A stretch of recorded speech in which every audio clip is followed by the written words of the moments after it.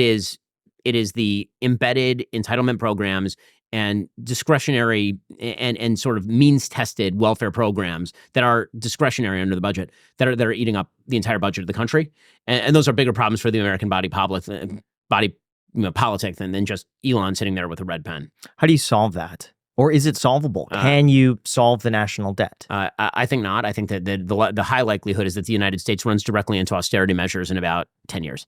Human beings very, very good at very, very bad at prevention and very, very good at adaptation, just generally speaking. And so we can see the problem coming, and ain't nobody stopping that problem. I mean, this has been one of my big critiques of the Republican Party under basically since Paul Ryan left the scene. A lot of people hate Paul Ryan. Yeah, the thing that Paul Ryan said that was right is that the entitlement programs are bankrupting us. They clearly are. And when he suggested changing them, the American people were like, hey, hold up there a minute, buddy. Now, what's amazing is if you reverse the clock, go back to 2005, George W. Bush was proposing that we privatize Social Security. By privatize Social Security, he didn't mean that Social Security would go away. He meant that we will take your money that you're paying into Social Security and we'll put it into an index fund, and then it will pay you back when you retire. Can you imagine how much money people would have made if they had done that in 2005? If they took your Social Security, where was the stock market? Where was the Dow Jones in like 2005? I promise you it wasn't at 40,000.